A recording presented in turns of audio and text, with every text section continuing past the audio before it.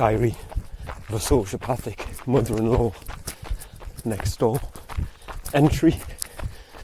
Today's date is Friday the 18th of July 2025. What has happened since the last entry? It's almost 3 weeks now since I had that last confrontation with the husk, where she disgustingly blamed her daughter for all of her woes. It's the Beacon's fault that I live here. She persuaded me to come here. It's the Beacon's fault that you're treating me like this. She's making you treat me like this. She's, in other words, her own daughter is poisoning my mind against her mother. She's sick. And stepdad never wanted to move here. So that's the Beacon's fault as well. Everything's our fault. Everything's the Beacon's fault. She's sick in the head. She's got brain damage. So since then, nothing. She ignores me on the drive, fine. She sent the Beacon that pathetic text, if you want to come over and chat. About what? About what? No, you come over here, knock on the door. Knock on the door until she answers, until she listens to what you've got to say. Force it. It's your responsibility to force it. It's your fault. You've messed everything up. It's your responsibility. Put it right. I'm not coming scurrying across to your place to sit and listen to your lies. Beacon hasn't responded. She's lost faith. But, you know, it's not her responsibility to drop everything and go over there. We've done that before. She's got a life and priorities. If it's that important, you come see me. Plus, what's it got like? But anyway,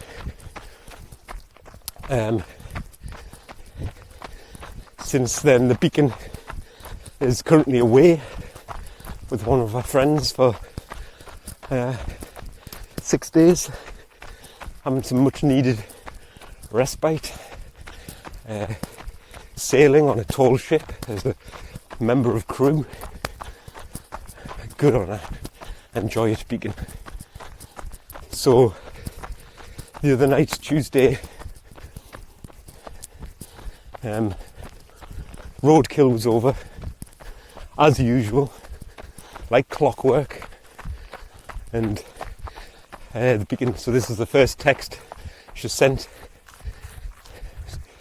Sorry, the husk sent her a text. This is the first text she sent to the Beacon since. Now, remember, she would always just put, "We're finished eating."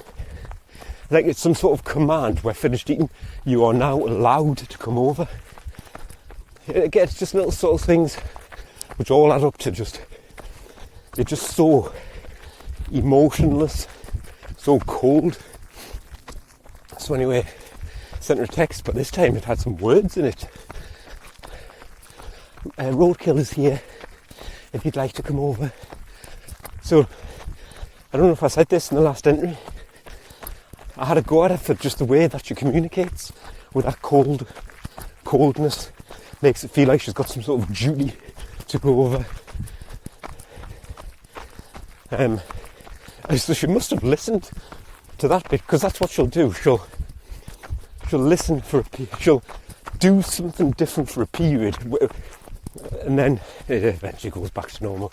But this is just,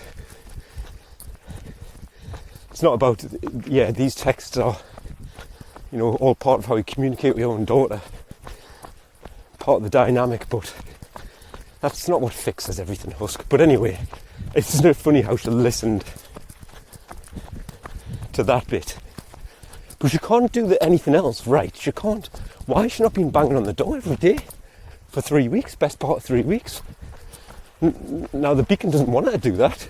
She can't be bothered with her. She's lost faith. She's lost hope. But it's irrelevant. And I've said this to the Beacon. It's irrelevant. That's what she should be doing. regardless of whether you want her to. That's what she should be doing as a mother, wanting to put right her wrongs with her own daughter. That's what she should be doing, and the Beacon agrees. So anyway, Beacon just replied back to that text saying, "No, I'm away. I'm away at the minute." Didn't give her any more information than that. So, other than that, the only thing that I've noticed is, hello. The only thing I've noticed is, again, the husk just spending time on her own. Morning. It is, isn't it? It really is. Do you know what this is? What, the tree? It's a walnut tree. Is it? I've been a good friend. She can do it with a camera, you know. Ah, right. Well, we've got a tree in our garden which we think's a walnut tree. Well, do you know what? They do spread. My next door neighbour found the actual walnut and she planted it and it did grow. Yeah? And I didn't know it was ever warm enough yet, you know what I mean? Yeah. Well, take a picture when you got now to do. Aye. See if it is yours. I will do. Good. Have a nice day. You too, love. See you later. Yeah, I've seen the why am I getting their names mixed up? I've seen the husk spending time by herself, whereas before the last fallout, St George would be there, and now she's by herself. So yesterday, for example, just sitting in the garden in the sun, in our little garden, worshipping the sun by herself all morning. Now previously he would have been there. He would be there, like, if he hadn't, I think I've said this, if he hadn't bloody slept there, he'd be there at like sort of 9 o'clock, walking up the drive with his paper on his arm. So why is he not there? Well, he's not there because she's taken it that I've bored him, for want of a better word, which is wrong. I haven't done that. She doesn't understand nuances. She doesn't understand concepts. So everything's black or white. Well, I'll just make it so he doesn't come anymore, and then wallow in my own self-pity. That's why he's not there. But why is she not with him now? I've already spoke about this, but what I think's going on is she doesn't want to spend as much time with him as he does her, or they've got some sort of codependency going on, where so when they were constantly living with each other or seeing each other, I could imagine the night before, when he goes home, like I say, if he was going back to his own house, he'd probably say something like, "Do you want to come over in the morning?" And she would just say yes. Doesn't mean that she wants him to. She just can't say no. She can't say no to him. She can't say no to anybody because she's a weak, insecure child. So she can't say no. And that's why he's there every day. Now, his part in that is she needs me. I'm a man, I'm a chauvinist, and I'm rescuing her because she can't cope by herself. Poor weak women need a man. So when he's asking, "Do you want to come over tomorrow morning?" that's his mindset. It's not because he wants to. He needs to feel needed.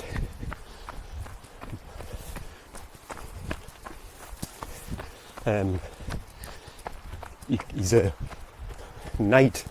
white knight in shining armour, needs to feel needed, and that's why he's turning up in the morning. So now that he's not there,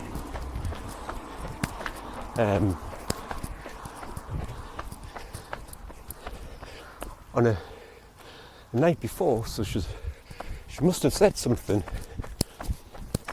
She must have said something to him about him not coming over. And now that he's not coming over, I can imagine the night before, which was at his house, that he doesn't ask her, do you want us to come over tomorrow? Because he knows he's not allowed. And he's not going to say, do you want to come over here at 9 o'clock sharp? Because he's not going to force her to come, because she's weak. She's a weak woman. You know, I'm not going to have a woman walking all the way to my house, all 200 yards. I'm not going to do that. I go there. He's not going to ask her to do that. So he has to back off, because he wants to be, in other words, he wants to be running around after her. So that's why. So he'll not have asked her, do you want to come up here at 9 o'clock sharp? Get me paper on the way up. He's not going to do that. And, well, if he doesn't want to, but there's all sorts of options. He could say, here, I'll come pick you up. But he doesn't. It's not about wanting to spend time. It's about, you think you know what the other person wants. So you're trying to offer that to them. And that other person, you don't know what they want. And that other person can't say no. So you think, God, I really know what she wants. I really know how to make her happy. Everything I suggest, she says yes. I really know her. No, you don't. You don't, George. You don't know the first thing about her. So anyway, he can't want to say her that desperately. Otherwise he'd be pulling out all the stops. I'll come pick you up in the morning. And equally, she's not saying, George, I'll come to yours 9 o'clock tomorrow morning. Because she doesn't want to. She doesn't want to. Neither of them want to. I've just changed the dynamic. The dynamic doesn't have to change by having that conversation with her, even though it wasn't my intention to bar him from the house, which I haven't done. That's what she's done, and the whole dynamic has changed. So it mustn't have been that. It mustn't have been that strong. It mustn't have been that strong. That has just changed overnight.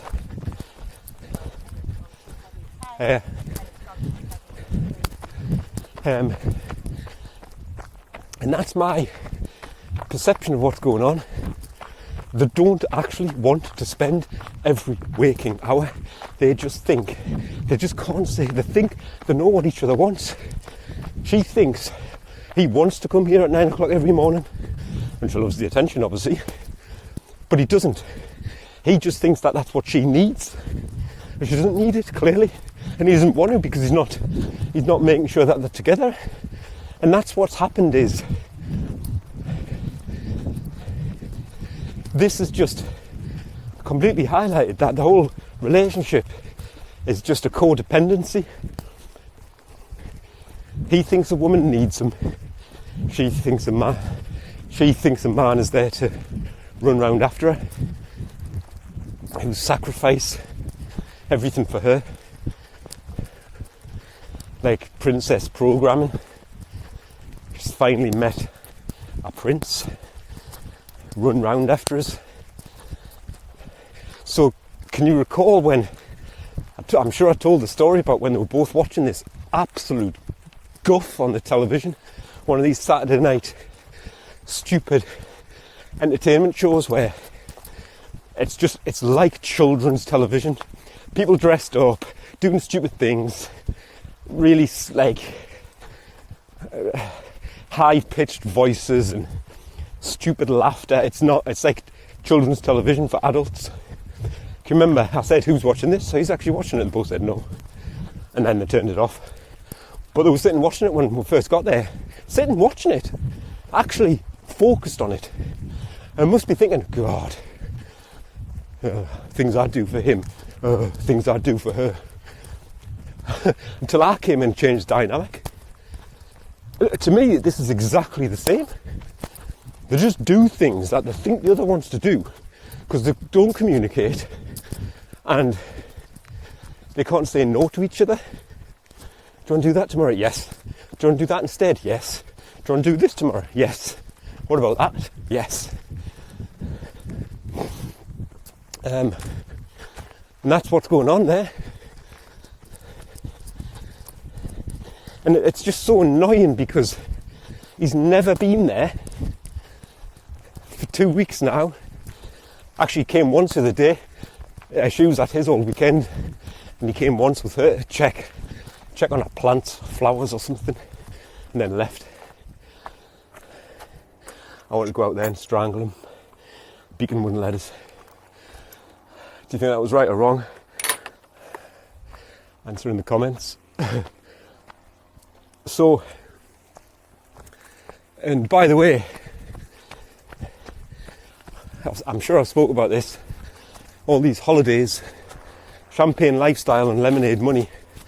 So, obviously our princess programming, thinking that a man is just there to skivvy round after her. She's so important.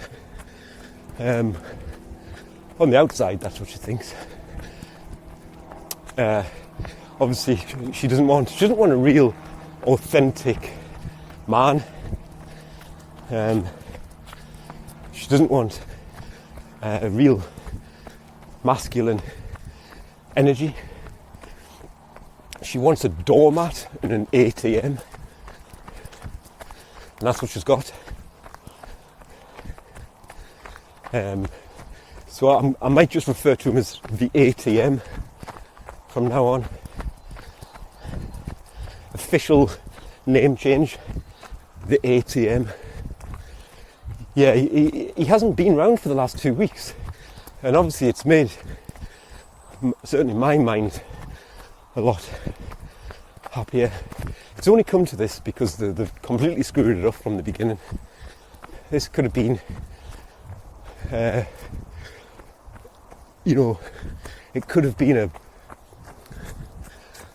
balanced thing where they take our feelings into account and vice versa. Nobody wants it to be the way it is now. The frustrating thing is, though, he's never been here for 2 weeks. My mind is a lot happier. I'm not happy that I've had to go through this, but and is there still living your life? It doesn't seem to have affected you. You're still going out to your children's quiz every Thursday. Still going every weekend to his, doing whatever. You're still free to go to his house. It's like, why could you not have just done that from the start? Because they're children. They're children.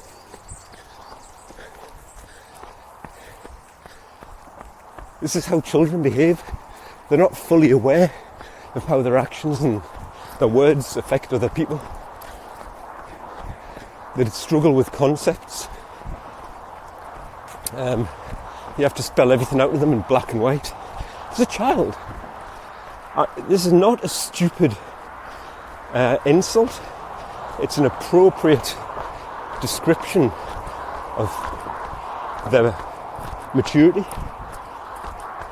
They're children who've gone through life, who've managed to hold down jobs, or certainly to a degree, and they've managed to get to this age, and in his case have a house and a pension, and in her case live at the bottom of my garden. It's not through maturity. It's about going to work. It's just about following orders. Do you understand what your role is? Do you understand what to do as part of your role? Here's your rules, follow them. Here's your boss, do what they say. It's not that different to school.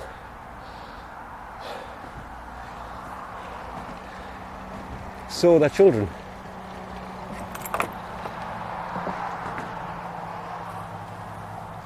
Where was I going to go next? Right. Something which has come back into me awareness just recently is the abuse cycle. And I've been too busy just focusing on and thinking about whether the husk is a sociopath and what are the root causes, her traumas, and fundamentally why does she behave the way she does. She's got no trust, and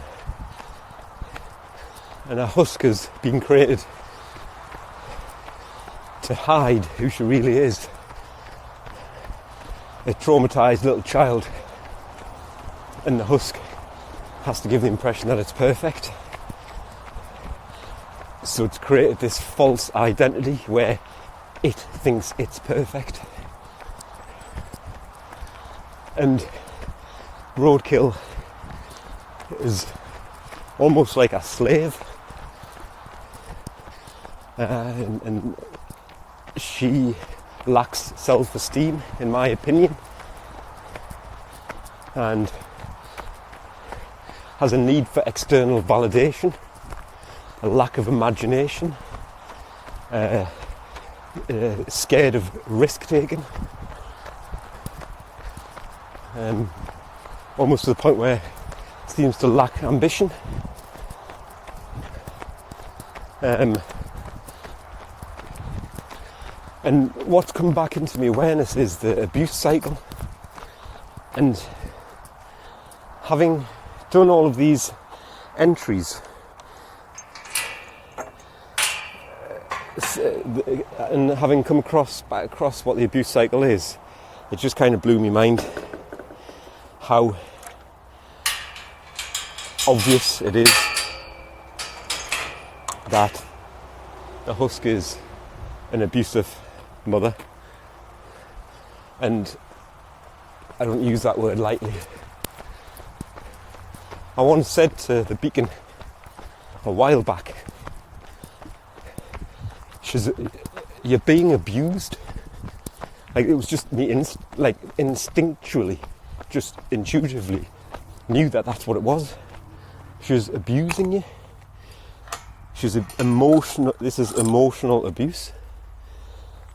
And the Beacon just rejected that straight away. Not the fact that it's emotionally harmful, but the word abuse. She didn't like that word, and I felt like I was being a bit harsh, accusing her of having an abusive mother.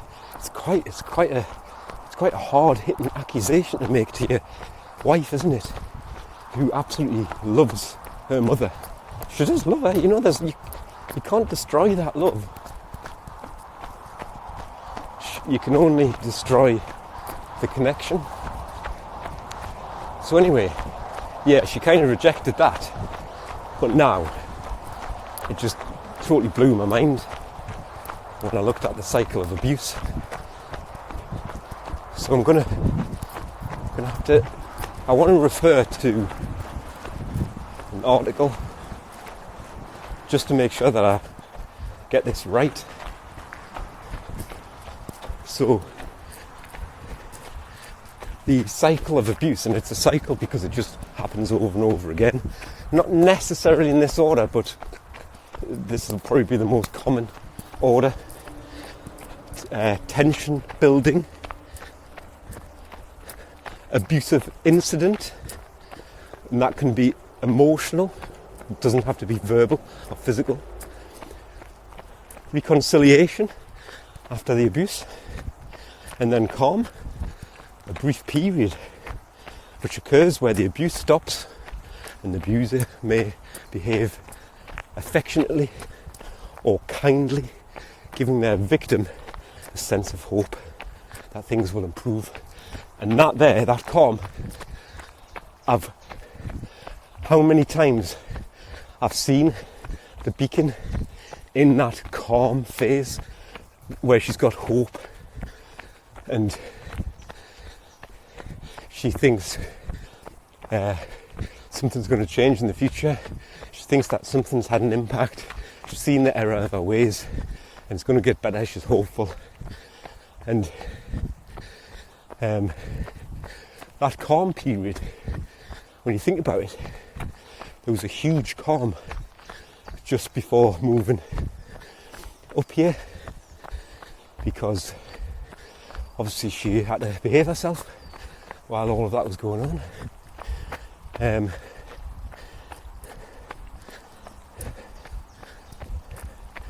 Bear with me.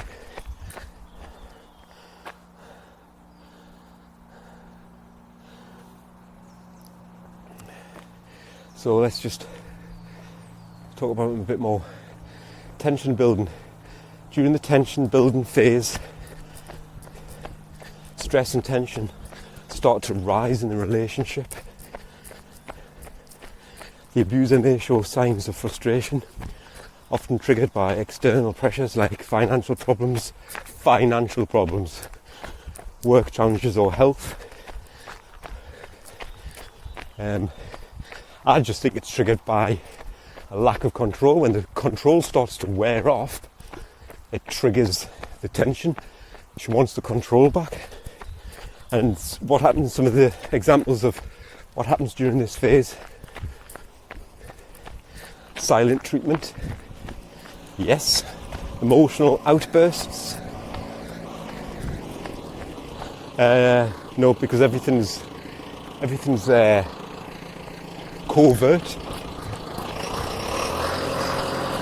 Everything's covert and not overt. Irritability. The abuser gets frustrated or upset over small, insignificant things. Absolutely. You feel like you can't do anything right. Haven't I said that? The beacon just says, I just can't do anything right. I feel like I'm not good enough. She makes it well known when she's irritated, blaming. The abuser accuses the victim of causing problems or stress in the relationship. Yeah, she does that. Just blaming the beacon for trivial things. Jealousy. The abuser questions or criticises the victim's interactions with others. She can be like that, but she's definitely jealous. Or I would just say envious. I prefer the word envious. No, it is jealous. It is jealous because it's both. She's envious. She wants what she's got. And she's jealous because she thinks she's going to lose her to somebody else, going to lose her attention to somebody else. So yeah, it definitely fits into that. As tension increases, the abuser becomes more controlling while the victim grows more anxious. Yeah, trying to avoid setting off the abuser. Yeah, look, I'm just going to do this to keep my mother happy. When she's happy, I'm happy. That's total control. This growing anxiety and fear sets the stage for the abusive incident that often follows. The incident Built-up tension is released. The abuser engages in harmful behaviours to regain a sense of power and control. They may act out violently or emotionally, triggered by external stresses, not the victim's actions. The abusive is usually unpredictable and explosive. It may be difficult for the victim to avoid. So it's not explosive. It's not huge outbursts, but the tension will always build and lead to an incident. And those incidents are often come when the beacon is not prepared, not fully prepared. She doesn't know they're going to come, so she can't prepare for them. Things like stealing the stepladders and then putting her on the spot, being really mean to her. Where the hell did that come from? All of these just horrible little things that she said over time, little sly comments, or just generally having a go at her for something that she's done. But it's normally something she hasn't done. I don't know if I've said this, it's normally, you didn't do that, you didn't do that, you didn't do this, you didn't do the other. It's always things that she didn't do. I always, in the main, as a general rule of thumb, it's normally positive actions which actually cause harm, not doing something.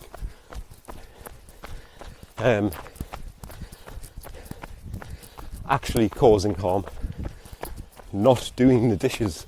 How does that cause harm? That's not an example of what she said, I'm just saying. So the incident it's more emotional, it's more just like subtle. It generally just makes her feel worthless. Hits her, well, it hits her self-worth. It doesn't because she's too strong, but that's what it would do to a weakling. So she knows there's been an incident, put it that way. There's been an incident.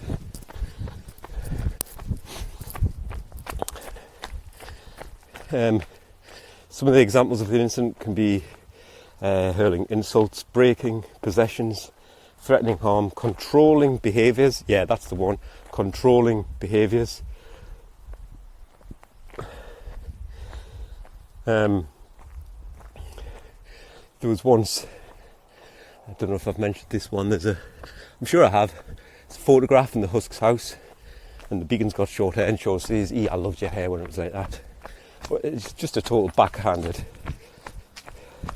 compliment, isn't it? Anyway, yeah, there's always an incident and it's always like she's trying to manipulate her or control her and there's some sort of battle going on. Emotional manipulation, that's another one that's mentioned here. The abuser targets the victim's insecurities or denies their wrongdoing, their own wrongdoing to confuse and control. Yeah, that sums it up perfectly. She's trying to get to her insecurities. She hasn't got any, which is why it always kind of fails. I don't think she quite understands what her insecurities are. I think she thinks it's just when she's caught off guard and she can't fully defend herself because she hasn't got all of the facts. During this phase, the victim may feel frightened, trapped, helpless or numb. They may try to protect themselves, hit back defensively or run away. Yeah, run away is normally what she does, just get out of here. Unfortunately, in most abusive relationships, the abuse becomes more frequent and severe over time. So yeah, the tension, she can sense when her mother's not happy. There's an incident where she's emotionally manipulated and she comes out of there feeling completely worn down and worthless.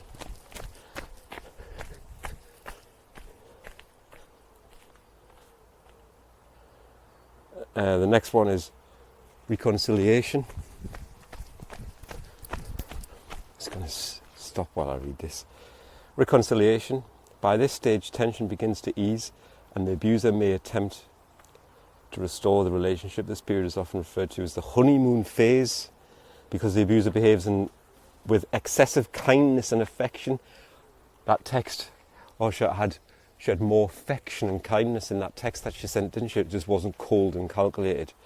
the honeymoon phase.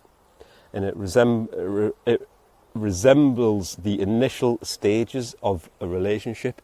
So it just resembles the good times, the initial stages when you first meet somebody, the good times. With your mother, that's embedded well into your psyche.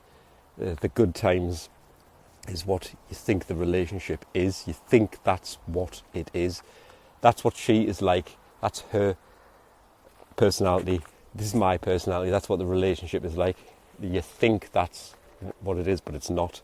It's an abusive cycle.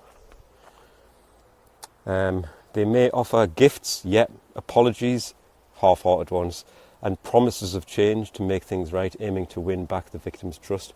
She doesn't really apologise or promise to change because she doesn't think she's done anything wrong. But there's kind of like nothing happens in the reconciliation. Just she starts to change her behaviour. So there's the incident, and then the beacon withdraws. It's natural that she just withdraws because I'm not putting up with that off her. So the beacon goes into just sort of like a withdrawal phase. She just wants a space. The husk can pick up on this and starts the reconciliation phase. She starts buying her gifts, sending nicer texts. There was once, it's funny, she bought her a haggis, a whole haggis once, as a reconciliation gift. Because she were going through a reconciliation phase. Now I look back, I realise what it was, and she got word that the beacon likes haggis on her breakfast. You know, cooked breakfast, where I had been to Scotland. And the husk picked up on this, and next day there was a haggis waiting for her on the doorstep. She's pathetic, man. She doesn't want a full haggis, but that's what she does. She picks up on things and she buys her things. She tries to buy her affection back, and that's what's going on now. But there's never any apology or actual. You don't have it out with each other. They don't have it out with each other. It's just the beacon backs off, and the husk goes through the honeymoon phase and tries to get her back through excessive kindness and affection and gifts. It's blatantly obvious and so clear to me now. And then once it goes back to, well, what the victim perceives as normality, then you go through the calm. Or 2 seconds. Here's some examples of again the reconciliation phase. Gifts and affection, yes. Promises of change, no, but because there's never actual confrontation and no apology. Minimises the abuse. She stops abusing her. Trauma bonding. The victim may form an unhealthy emotional attachment to the abuser due to the cycle of abuse, followed by moments of kindness and love. Trauma bonding. Emotional attachment to the abuser. Trauma bonding. It's like Stockholm syndrome, I guess. She's abusing us, but she's looking after us at the same time. Stockholm syndrome.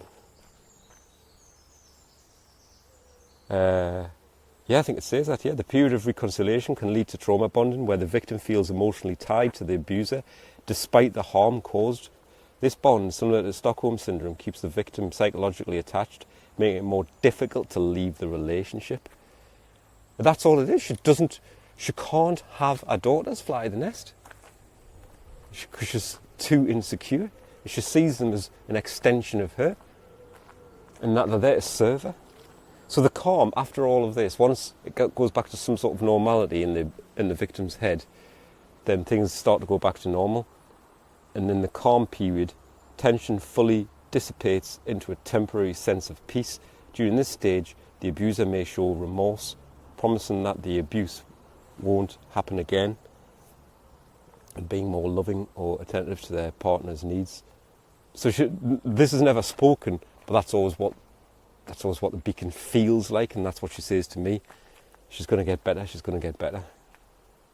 And that's what she thought moving her up here would do. Foolishly. I'm not calling her a fool. I was the same. You know, we had our her best intentions at heart. I don't feel foolish, even though that's what I was. There's no, I've got no shame. This period can lead to the victim to feel reassured and hopeful that things are improving. The victim may begin to believe that the abusive behaviour is truly in the past, further easing the tension and reinforcing the cycle of abuse.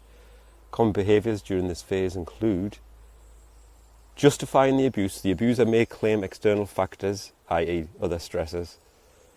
You know, if you ever, in the conversations so this is interesting because I've started actually having confrontations with the husk. Nobody else does, or has done up to this point. So it's me that goes through that incident phase. And what she tries to do, these are typical of what she tries to do. Blame other external factors, minimising the incident. The abuser downplays the seriousness of the abuse or denies it even occurred. Stop being too sensitive. The abuser assures the victim that they will change after promising that abuse won't happen again.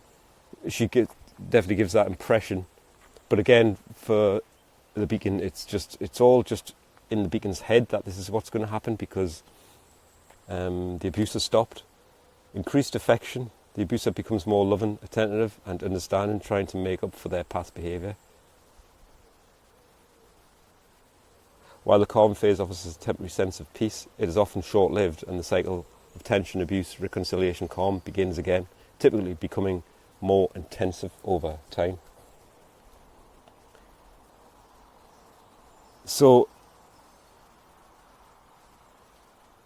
that, to me, is exactly what goes on. It's just very, very subtle and covert.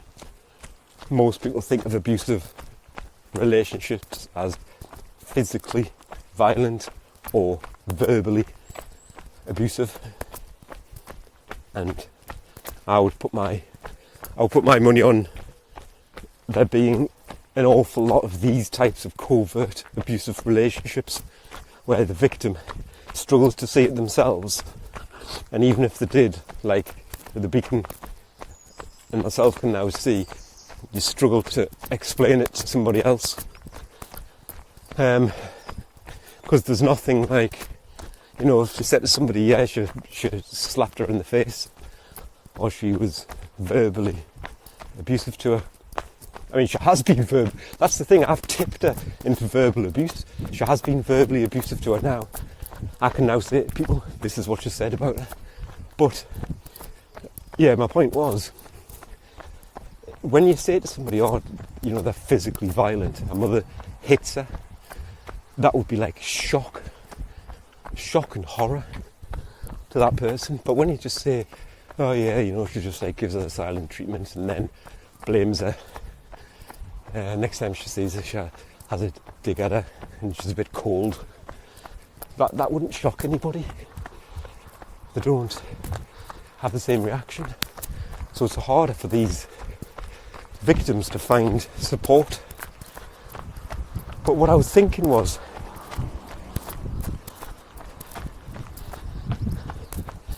the relationship with the husk and roadkill, I've often wondered, does she do this to her? And I think the answer has to be categorically yes. She must do by default. And I think it's just worked. I think it's worked a treat, and I think that's what I see. I think in the next entry I'll cover that in a bit more detail, but yeah, I think she's just weak. Roadkill is weak. Lower self-esteem, and she's easy prey for control. She's completely under the thumb of her own mother. I've demonstrated that. She's like a little slave. Turns up, runs round after her, puts her mother before her in every instance, and thinks that's normal. thinks that's how good little children should behave. It's sad. I think in the next entry I'll cover the trauma bond and the codependency between the husk and roadkill.